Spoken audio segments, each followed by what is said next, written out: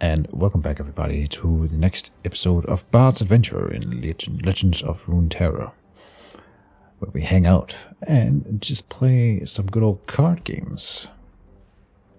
We're gonna have to diverge on an entirely different path that leads all the way to the end here. And the only really thing that we can see is that this is a gold chest, and over here we have the Practical Perfectionist, which I believe is one of the better, like, I'm not sure what we would call these. Encounters, maybe?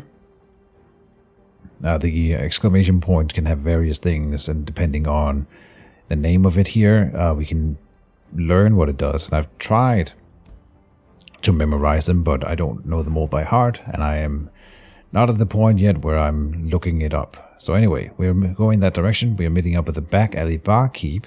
He has bar fight. When a unit is summoned, shuffle its stats. This is for everyone. Any unit is summoned, so they get their stats shuffled. That's kind of interesting, because in a bar fight everything is chaotic, I suppose. Alright. And we do get to play the jailbreak in turn 1. Oh, look, this, I have that as a prismatic card. Ooh, fancy. Yeah. That's a new thing.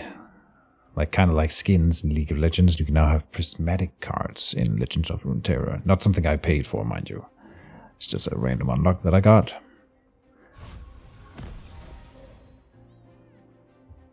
What'll it be?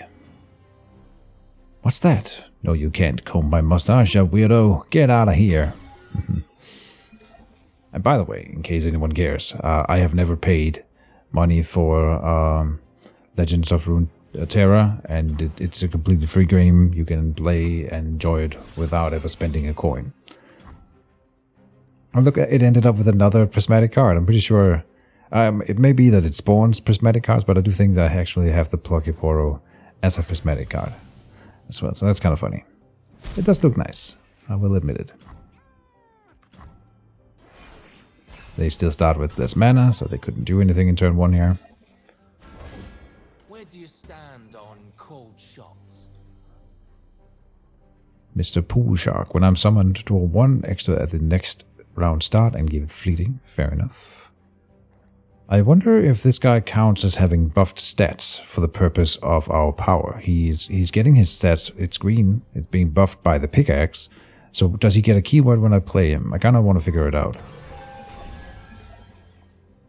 Yes, he did. Very cool. Seems like a weird decision for them to attack here, since I can just trade for nothing. Oh, AI. You silly old goof. 20 cards left in deck. He has Nasus. Okay. He's not strong at the beginning. You definitely gotta slay some units before he's worth it. He starts at 2-2, you know, so if we slay, 4 units, then he's a 6-6 for 6. That's decent, and then he's gonna continue to grow, obviously, so yeah. Do we have buffs on any of these? We do not. Babbling Balladeers. Okay, and they have nothing. So this seems like an easier battle.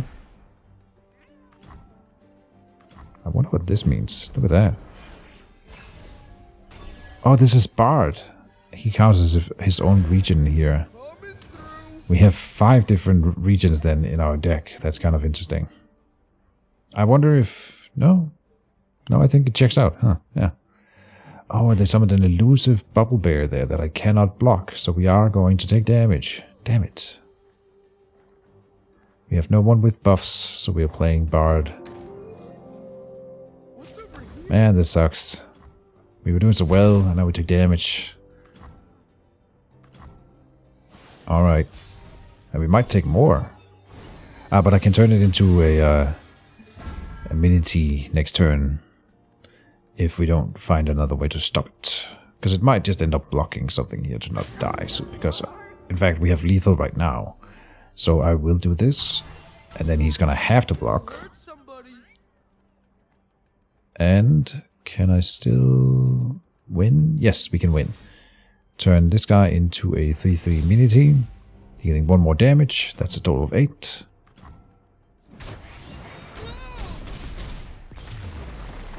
Look at that face. It's like, what? You what, mate?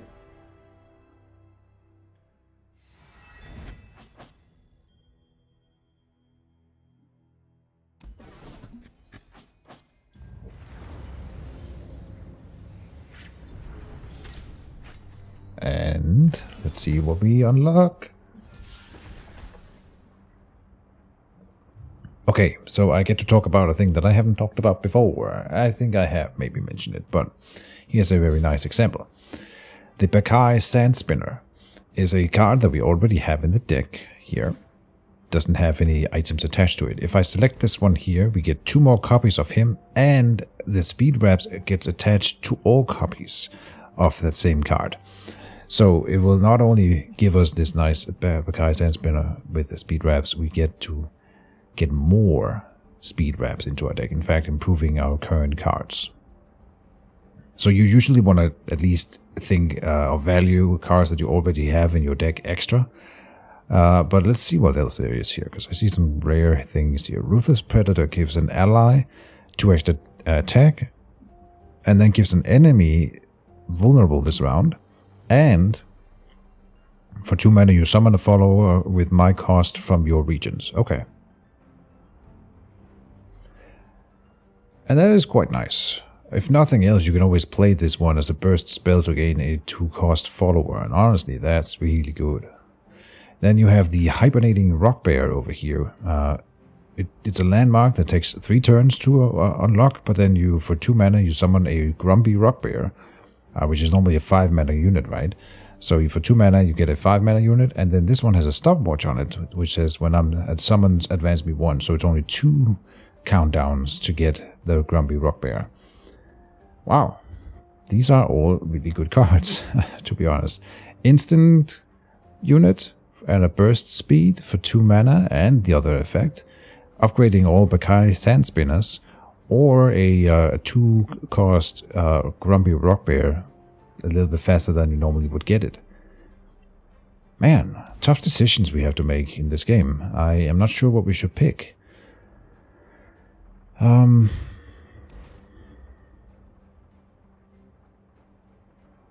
4 cost is a little bit expensive, and our deck is already relatively expensive. Normally I would go for this to upgrade the ones we already have, but I think we need to go cheaper. And this is not early game.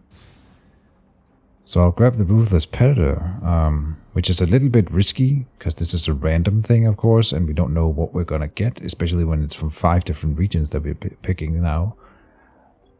But yeah, being able to spawn a burst unit as a defender can be clutch. So that's what we're getting. And then the Practical Perfectionist, let's see here. K offers to make you some flawless copies. Create 3 copies of a card in your deck. Oh, that's what she does. That's right. Or you can learn something. Learn how to make them yourself. You can have all the copies you want. Add 2 copies of the selected card to your deck. Counterfeit copies with -1 mana cost, so they would cost 0 to play this card. Pick a card in hand. Create 4 exact copies of it in your deck. Tough, I don't know. We can also abstain. I was hoping for something better here.